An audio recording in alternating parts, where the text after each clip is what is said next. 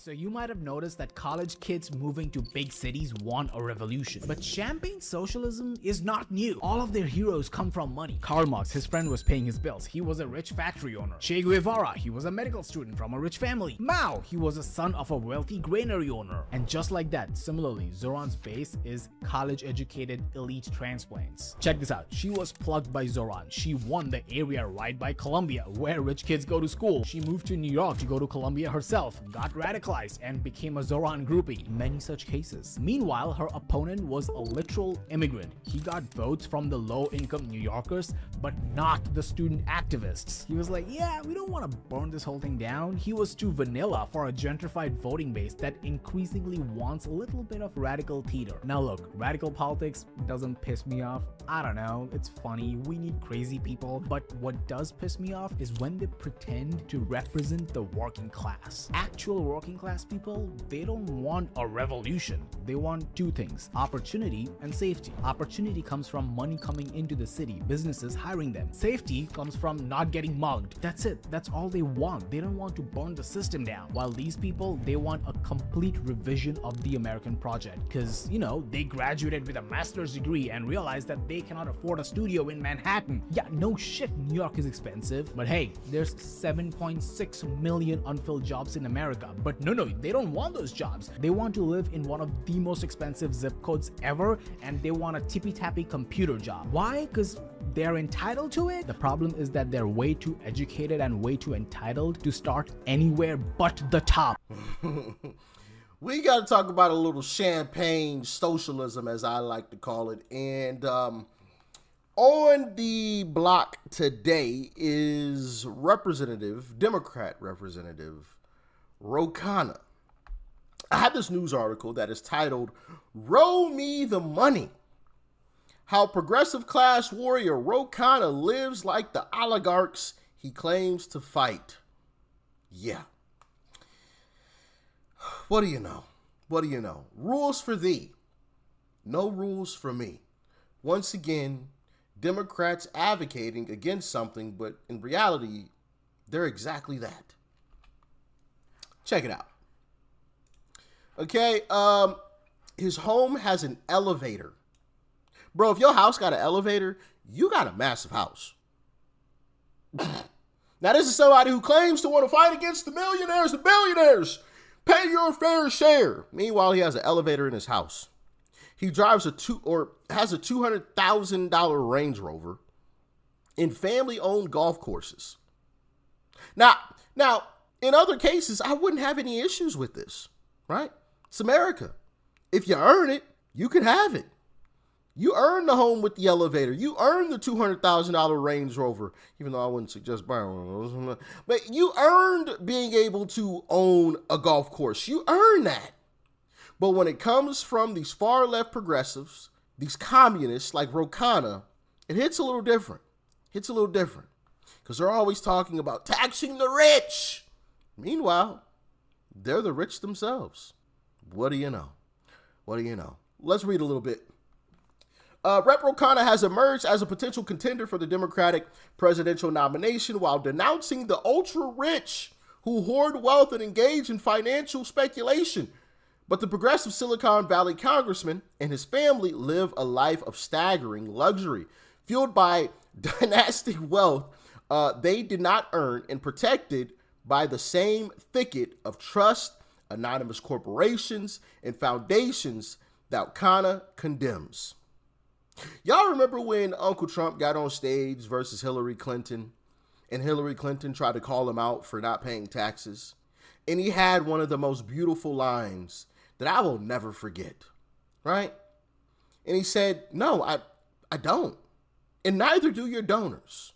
And you will never change the tax code because your donors, the people that donate to you, the people that use the same tax strategy that I use those tax codes. So you will never change it because they donate to you. So if you want to criticize me, well, then criticize your donors." Now, he didn't say the last part, but we got the message. We got the message, right? If you want to criticize me, then blame yourself because you're the one who created these tax codes. I'm just using something that you created, Hillary Clinton.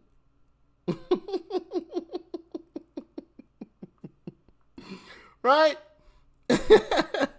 And so you have a similar situation here. Someone talking about, yeah, the rich don't pay their fair share. Meanwhile, he's hiding his wealth with trusts, anonymous corporations, and foundations to hide his true wealth so that he doesn't have to pay his fair share either. Kind of lives in a $6 million, 8,000 square foot luxury home with a 4-story elevator and so much premium marble that not even two laundry rooms that even 2 laundry rooms have marble counters. You see how these people are frauds, man?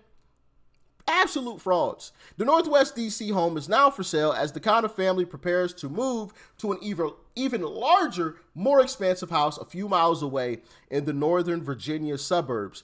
Khanna's 2 children, who are minors, have large ownership shares in private golf clubs and a significant stake in a $65 billion wealth management firm and investments in hedge funds that focus on distressed debt, of which Khanna has been critical.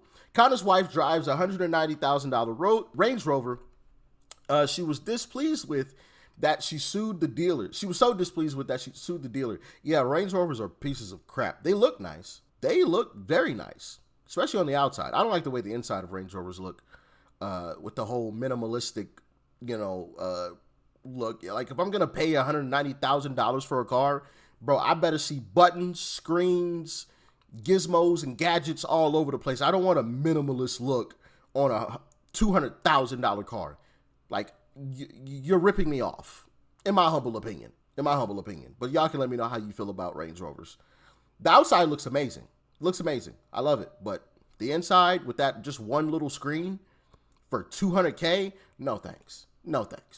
I better see, like I said, a screen going across the whole dash, all types of buttons, gizmos, gadgets. Better have some butterfly doors. All types of stuff, right? It better drive itself like a Tesla. Okay. Yeah, I don't think Range Rovers do that. A Washington Free Beacon investigation into Khanna's finances finds that the progressive truth teller's lifestyle is funded by his wife. I don't know how to pronounce her name. I'm going to butcher that. Ritu? Anyway, an heiress to her father's Cleveland auto parts fortune.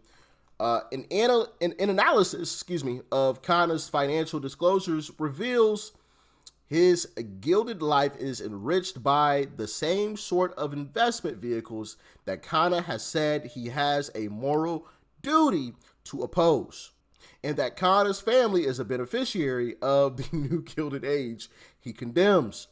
Khanna's family wealth comes from his father-in-law, Monte. Yeah. Anyway, an Indian-born Cleveland auto parts magnate turned investor and philanthropist. Like many of the global ultra-rich with generational wealth, the father-in-law has set up various trusts and other financial models to benefit his children and grandchildren. These complex financial structures are deliberately opaque, but Khanna, as a member of Congress, is legally required to disclose his family's financial affairs to the public. This visibility, however, has been somewhat obscured by Khanna's decision to file his financial disclosures in an old analog format, effectively rendering it immune to a thorough examination without the use of sophisticated data analysis tools. Trying to hide his wealth. But remember, some of these same types of Democrats were trying to get Trump to release his tax returns. But when it's time for Ro Khanna to be transparent, he wants to try to hide it. Interesting how that works, ain't it? Very interesting. Very, very interesting.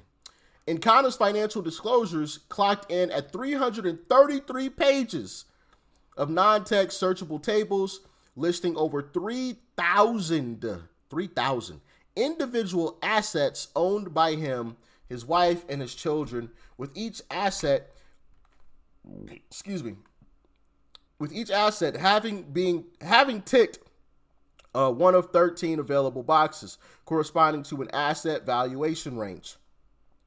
Put together, those assets are worth anywhere from 103 million to more than $340 million, according to a Free Beacon review. It's possible that the net worth of Ro Khanna's nuclear family could far exceed $340 million.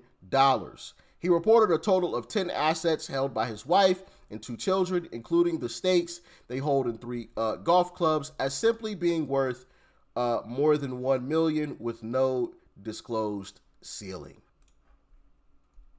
Yeah. In reality, his family's net worth could be upwards of $340 million. But he only reported about $1 million. You see what I'm saying? These Democrats, rules for thee, but no rules for me. Crazy how that works, ain't it? Really, really crazy. And of course, this goes on and on, right? But you guys get the message. If you want to read it in its entirety, the Free Beacon, okay? Roll me the money, okay? Right there. Pause it if you need to. But, yeah, you guys get the message. I don't need to read this entire article for you. Rules for thee, but no rules for me. Trump, show us your tax returns, show us all your financials, but we're going to hide ours. Tax the rich, tax the rich, tax the rich, pay your fair share, pay your fair share. There should be nobody worth these crazy amounts of money, but I'm going to be, though. Interesting. But, I mean, typical for Democrats, right? This is what Democrats do. This is what they always do. So are you surprised? Let me know. Stay safe out there. Peace and love. I'm out.